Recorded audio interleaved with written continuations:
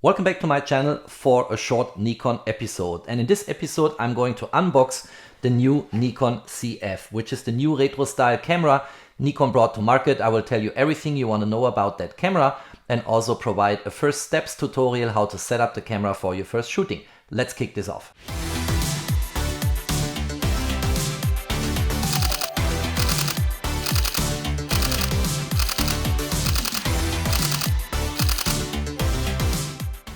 Let's do some housekeeping first. So there's always a debate in the comments, do you say Nikon Z or do you say Nikon Z?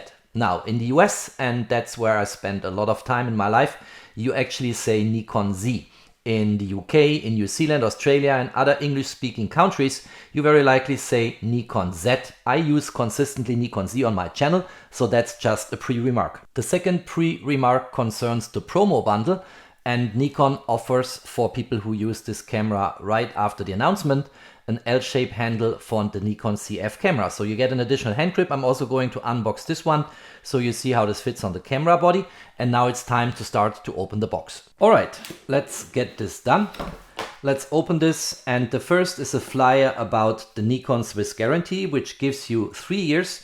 And that's convenient, of course. There's a registration code here, which you need to use to do that on the Nikon Switzerland website. Then we have here a USB-C cable, standard cable. It's always recommended to use the cable that is shipped with the camera and not a plain vanilla standard USB-C cable, so you should keep that. You get warranty cards and all of that. You get a lot of manuals, so this is the manual in English here. And here you have the German and French one and so on. And then we come already to the next layer of the box. And first of all, we get here a battery. That should be the same battery as what you use on the Nikon Z8. Let's see. So this is the EN-EL15C. It has 2280 milliampere hours. Then we get here a shoulder strap. Nicely printed Nikon on it. That's convenient, of course. And then we have here, because that's the kit, the lens. Let's get this box a little bit out of the way. And let's open the lens here. So that's the special edition lens, as I said, and that means you have kind of a silver ring here. So 40mm, very nice lens. I've shot this lens before, and it is a really good lens, also one of the cheaper ones from Nikon. And then we get the camera body, and here we go. That's the camera body, and that's supposed to be super retro style. I saw it already in the web and when Nikon announced it, and I'm already in love with that camera body. Look at that, beautiful. Absolutely beautiful. It's kind of imitating the design of the legendary Nikon Fe. I will come to that in a moment when I clean up the mess here on the table. It's a beautiful camera. It's also very lightweight. There's not a lot of weight you have here in your hands, and we'll go into details in a moment. Okay, so the unboxing is done, and here we have that beautifully built new Nikon Zf. And it is indeed a retro style design we have here. We have here a display which we can turn, then the display is protected. We can get it in all kinds of different shooting angles here. That's quite nice. So you can use that in the way you want. And you have a lot of manual dials here. And that is of course something that I think distinguishes this type of camera from other cameras you have from Nikon, who are super modern, like the Nikon Z8, the Nikon Z9 and so on. The Nikon Z6 Mark II, that really is a homage to old film roll photography. And I don't have a Nikon Fe here, but what I have is a Nikon F3. And if you put them side by side, you immediately get the picture, right? So the F3 is also a film roll camera here and has in the same way a lot of manual dials here, which you can use to operate the camera, as it was the case in good old film roll photography times. And this one here is very heavy. This one here is pretty lightweight, and I will come to specifications later in the video. But you get the point. This is retro style. This is really looking like a film roll camera, although it has a super modern sensor built in with 24 megapixel and a pixel shift high resolution mode up to 96 megapixel and all the features in terms of autofocus tracking and so on, what we are used to from modern Nikon cameras. Let's put the F3 aside for a moment and let's set up the camera. So first of all, let's tilt the display. Let's get this in. Here we have a battery compartment and a compartment for the memory cards. and there is an SD card slot and a micro SD card slot. I need to figure out which the right direction is to fill them in. The card I want to use here is the Sony TUF series, 256 GB, about 300 megabit of transfer speed for writing and for reading. And these are super fast cards because this camera here is also highly capable for high resolution video shooting. Let's see which direction is the right one. I guess this one. Let's see if I can push it in. Yeah, that snaps in. So the SD card is installed, and then I have a micro SD card, which is very small, of course, and that's also 256 GB. But the read-write speed on these type of cards is much slower than what I have here. So in contrast to my usual setup, where in the menu I configure these cameras to simultaneously write every JPEG, every RAW file, every movie to both cards simultaneously, I will not do it here, and will keep the micro SD card just as a backup to transfer files from the much faster SD card into some additional storage, and I will not use it for the backup functionality what I typically do. All right, let's see how the micro SD card fits in. I guess also in this direction here. Let's see if I can push it in. Yeah, now it sits. All right, then we have a battery. The battery, as I said before, is the EN-EL15C, 2280 milliampere hours, and that's the one we also use in the Nikon Z8. So let's get the battery in. Let me see how this fits. I think it should be like this. And then we can close the compartment door here, and the camera should actually be ready. And also the LED was flashing for a short amount of time here. So that's fine. Now, do I want to shoot this with 40 millimeter? Or do I want to shoot it with the other SE, so special edition, the 28 millimeter? And I'm flying actually to Singapore tonight and want to take that camera with me because of its compact form, and of course try it out and getting to know all the additional features we have in that camera. So what's the decision to be made here? Do I want to shoot 40 millimeter, and that means I have a more narrow angle? Or do I want to go with 28 millimeter, which gives me a wider angle and is probably better for cityscapes? So I think I decide for the 28 millimeter. From a design perspective, these lenses are kind of the same, and I think this one is a little bit larger, but it will not matter in terms of weight and what I carry with me around. So let's go for the 28 millimeter, and let's go for cityscapes in Singapore. So let's open the lens mount here. Here, by the way, you see the 24 megapixel sensor, and let's get the lens cap off. Here we go. And then we have here, I think, the dots, which we need to align, and then we can rotate this, and it fits. So look at that. Isn't that a beautiful camera lens combo? Very much retro style. I like a lot what I'm seeing here, and it also feels very well in the hand. Let's, as a last step now, assemble the hand grip, which is here. So let's open this up. I need a tool for that. I didn't see it, but it's sealed. So let's see what we have here and how this is opening up. Yeah, and on the other side. Good. This is done. Let's get the tool away so no one gets hurt here. And let's open this up.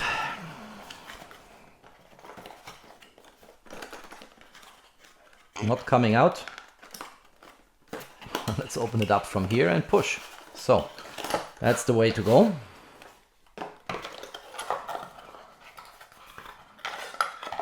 Okay, that looks good, and for sure will give a better grip to the camera so that it will not fall down accidentally. Let's mount this. Let's get all the packaging aside here, throwing it just on the floor.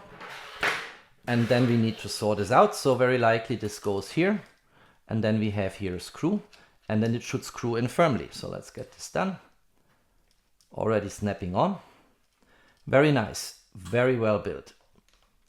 All right, look at that. Now this looks different. This is the hand grip. I have no idea why Nikon didn't make a hand grip themselves, but you know, SmallRig is a very good brand. I like SmallRig. I have a lot of SmallRig accessories, and that works for me. So look at that camera. Beautiful.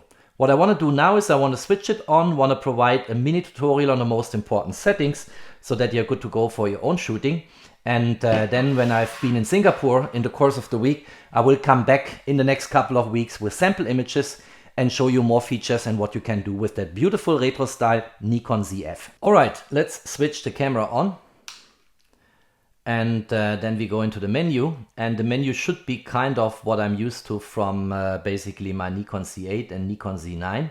First of all, let's format the memory cards. So let's go here, SD card slot, formatting complete, and then the micro SD card slot to get the cards ready and also get the folder structure from Nikon. Language is English, that's fine for me. So then we have here monitor brightness, we can leave that, monitor color balance, all things which can be set up later. Let's go in the main section, and you see when I push that control button here to the right hand side, it takes me to the menu. If I push it on the left hand side, it brings me back to the main sections here. So I can go to the shooting section for photography and still images. And I can go here and say, I think I keep that storage folder. File naming DSC is fine for me. Primary slot selection is SD, of course. And now the secondary slot function, I just take it at overflow because, as I said, the micro SD card will always slow down the SD card if I go for backup. So I could have chosen here backup, which I typically do, but this is not good here because the reading or transfer speed and writing speed on these both slots will be different. Image area should be full frame, and I also want to have a DX crop alert. That means if I accidentally switch to APS-C format and then it crops into the sensor, I will get a flashing alert. So I switch this on. By the way, you also see now the touch functionalities here. Tone mode SDR is fine. Image quality we want to have RAW. Okay, so here you can say RAW, JPEG and HEIF and fine with a star. That's clearly the best you can get. Then we have image size settings. We keep that on large. So we use the full sensor and the full resolution, RAW recording. High efficiency here is what I typically choose on my other Nikon Z cameras because lossless compression is actually not what you need. High efficiency will be fine with a star. You can also go to lossless compression, and but my experience is with high efficiency star, you get smaller file size, but about the same image quality. So let's keep it that way. ISO sensitivity settings, auto is fine for the time being. I think I keep that, and we can go back here. White balance, we skip that. Manage picture control, we don't need that at this point in time. Color space, sRGB. I want to have Adobe RGB here because that gives me a broader gamut. Long exposure noise reduction I switch on. High ISO noise reduction norm. Vignette control normal. Diffraction compensation on. Auto distortion control on. Skin softening, no. I can do this in post. Portrait impression balance, no. Photo flicker reduction, we don't need that. You see a lot of things are also grayed out. I might want to do a fully fledged tutorial on that camera like I did for the Nikon Z9 some time back, so people get to understand what all these menu entries really mean. Autofocus single for the time being is fine. Autofocus area mode I want to have for the time being on single point autofocus. You have here a fantastic autofocus detection algorithm embedded based on machine learning, deep learning, AI, and you can choose here between a lot of things which move around in the scene. So you can have this on auto, but you can become specific on people, animals, vehicles, airplanes, and so on. I want to keep this for the time being on auto, but will test in Singapore in my shooting how I can improve if I become more specific here. For instance, on people, if I take a portrait. Then we have manual focus subject detection area. I think we should put this on all for the time being. Vibration reduction on, that's the image stabilization. You can also have this on sport or off, but it's for the time being good to have it on normal, and so on and so on. I think these are the most important things I want to change for my first setup. And then we find here in the menu all these modern features which modern Nikon Z cameras have. You have auto bracketing, you have multi-exposure, HDR overlay, interval timer shooting, and the camera also does the job for you and creates a time-lapse video in camera. You have focus shift shooting. That's good for focus stacking if you have a shallow depth of field, for instance, shooting with a macro lens, and then you can take several shots and stack them together, for instance, in helicon focus. And that's new here on Nikon Z cameras for the first time. We have pixel shift shooting here. And if we go into that menu, we can determine the number of shots up to 32. And we get then a high resolution image in the same way as we have it on the Leica SL2, for instance, or on the Fuji GF X100 and 100 Mark II, or on Sony Alpha cameras. And that is something which has not been found a place in former Nikon cameras, but is now here on the Nikon Zf. And you can tweak the parameters. I'm going to try this out in Singapore. So when I then post my shooting experience, I will show you how this is working and how these frames get stacked together for a high resolution image in the Nikon development software. This camera is also supposed to be highly capable on video shooting, and you can here choose, for instance, H.265 10-bit in the MOV format. You can go here in the frame size and frame rate up to 4K with 60p. So you have a lot of options here on video, which probably deserve a separate video here. And there are lots of things you can do with that camera, which go way off beyond what you normally have. And I think the camera body is around $2,000. So it's also in the medium price segment, I would say, in digital cameras. And then of course you have all these manual elements here, and that is so well done that I will have a lot of fun shooting that camera in Singapore. So for the time being, let's go out of the menu here. Let's also quickly listen to the shutter release sound, and the Nikon Zf has a mechanical shutter. And if I release the shutter button, listen to the sound. Quite soft. It's not really intrusive. So that is really good. You also have a menu entry where you can decide whether you want to have electronic front curtain or not. I think the shutter sound is comparably silent if you take one of these mechanical cameras here from the good old film roll photography times and we wind it. Listen to that sound here. That is totally different.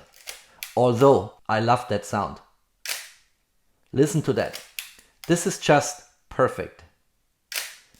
In contrast, as you just saw, the Nikon Zf is quite silent. And there's also a silent shooting mode in the menu, which you can activate if you want to even further reduce any noise when shooting this camera. Let's quickly talk about the manual dials here. So here's a little lever, and that is your shooting mode. So here you have fully manual. You see here, this is now on M for manual, aperture priority, shutter speed priority, program mode, and fully auto. And I have this typically on aperture priority or in fully manual mode if I shoot, for instance, on a tripod. Then we have here an ISO dial, and you cannot turn this until you push that button. And then you can turn it. 51,200 is here, for instance. Here is 100. And you have here a shutter speed dial. Again, you cannot turn it unless you push the button. This is 1/8,000 seconds now. So this is very nice. You also have here a bulb mode, of course, and all the different things you are used to.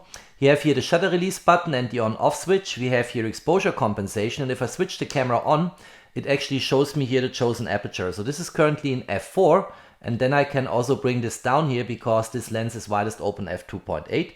You see now it's f2.8. I hope you can see it despite the reflections. I can also stop down all the way, for instance, to an f8.0, and it will always show up in a retro display here on the top of the camera body. So that's quite nice. We have here a movie record button, but you can customize these buttons.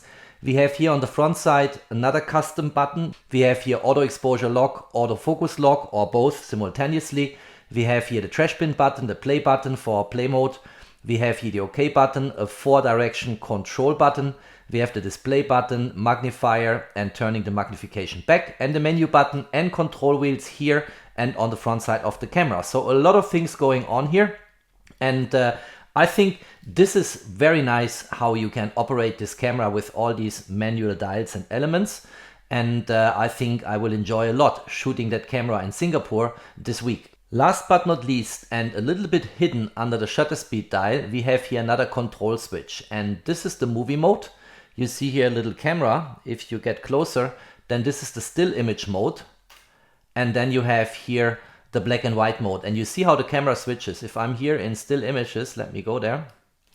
You see this is now a color image, and if I go to black and white, then it turns into black and white, and you basically have a monochrome camera by electronic simulation, of course. It's not as puristic, of course, as a Leica M11 monochrome, but you have a switch to immediately switch to black and white if you want that. You also have different filters you can apply to your monochrome shooting, and you can, of course, later change everything in post to the way you want to have it. Alright, let's share a few more data points on that brand new Nikon camera. First of all, in the beginning of the video I spoke about the comparison to the Nikon FE, and I also showed it side by side with my Nikon F3, but Nikon actually speaks here about an analog to the Nikon FM2.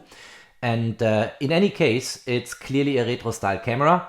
If we look into that, we also can have this camera in 6 different colors. And here, this is the black version with a black texture here, a leather texture, very nice, very valuable. But you can also have it in blue, in red, in brown, in green, in gray, and in orange. So there will be more modern colors coming to that retro style camera. I personally think that the black finish here with the black leather texture is actually the one which I like most, because that's the original retro style, and that is something I appreciate. Then we have here the same processor or CPU as what we have in the very modern Nikon Z9 and Nikon Z8, namely the X-Speed 7. And that is clearly the latest Nikon has to offer in image processing technology. And it is 10 times faster than previous generations of X-Speed image processing, what you can get out of that camera here. So if you compare this, for instance, with the Nikon C6 Mark II, that one here is about 10 times faster. It's enhanced by sophisticated deep learning technology. If you look into the autofocus, let's quickly go there. So if we go here to the autofocus and then we switch to continuous, and I don't have this customized yet, so I need to go very likely into the menu. Let me go here, and then we go into here, and then we scroll down a little bit until we come to focus. Let's see. Autofocus area mode, that's the one I'm looking for. And here you have now different options. I'm on continuous autofocus, and the one which works like a charm on these modern Nikon cameras is 3D tracking. And if you have that, then the camera will track. And based on deep learning, so machine learning and AI, this camera is trained to pick up on moving subjects, on eyes, on faces. I showed before cars and all these type of things which you can set up here. And that is something which will help you to catch the shot you want to have. And next data point I want to share here is we also have up to 30 frames per second high-speed capture.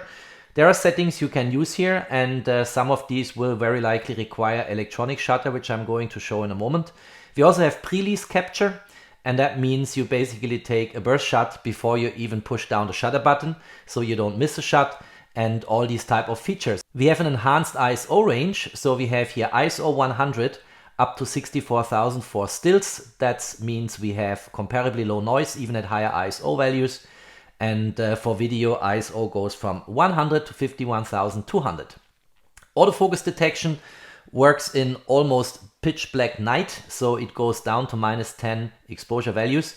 We have selective noise processing, and we have all kinds of other features. What is remarkable on this camera is the 8 stops 5-axis image stabilization in body. And since these type of technologies work with a sensor floating freely in a magnetic field, it's used now for image stabilization as well as for the pixel shift multi-resolution, which goes up to 96 megapixel if you go for 36 frames. And that only works on a tripod. But you know, for landscape architecture, that's definitely good enough. And Nikon also has an innovation here, namely focus point stabilization. And that means the stabilization applies to the area around the active focus point, which by the way, I can move here, as you can see. So I can move this around with my control button here. And whenever it is in the frame, it provides a precise correction right where it's needed most, namely where the focus point is sitting. We have the dedicated black and white mode, which I already showed. Let me show it again. So here you see B and W, black and white, and that is also something people will appreciate. And we have also certain features which I flipped through very quickly before when I went through the menu on portraits in order to make your life in post-processing easier. Video capabilities, 4K 60p, I mentioned already in the menu. You also get slow motion at 1080 and 120p. You can more than 2 hours continuously record video on that camera, so it seems that the camera body is resistant to heat development. And I showed also before we have internal 10-bit H.265. In SDR we have it in analogue and HLG. And also in video mode, if I switch to the video mode with that switch here, and you see then the video camera as a little icon here, we also have 5-axis sensor shift image stabilization. And I need to try this out, how steady and calm the camera is if I walk quicker, if I handhold shoot and don't have it on a gimbal or what have you. And if I have interesting observations, I will come back to that. And by the way, on the video shooting capabilities, you have a lot of very professional functions embedded. So you have zebra stripe, you have a waveform monitor, magnified rec monitoring, and you have also all settings on the display. The screen is a touchscreen, as I said before. And the last thing I want to show here now before I conclude the video really is the silent shutter, which is electronic shutter. So if you go into the menu here and we go into the section on configuration, then you see here silent mode. And if I activate this, then the camera switches into electronic shutter. Have a look. No more noise. Absolutely silent. Let's switch back. Let's deactivate this. And then we have the shutter noise. Right? Going into electronic shutter, it's gone. Perfectly silent.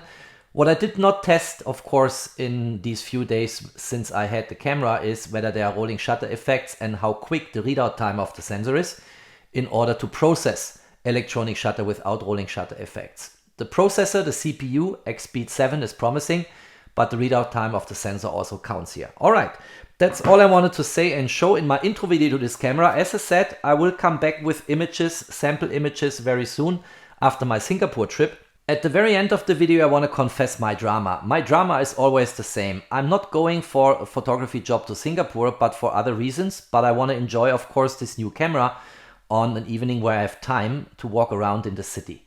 And whenever this is the case, I have a big dilemma. If I'm going for professional shooting, I know exactly what camera and lenses I need, and then this is a job, and I get the job done.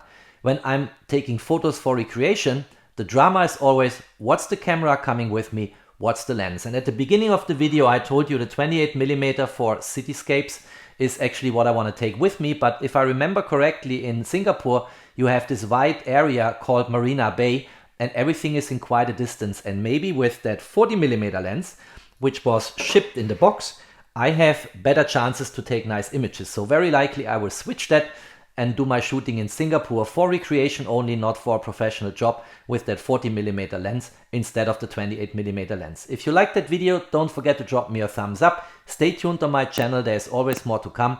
Thanks for watching, stay safe and healthy, and of course, peace out.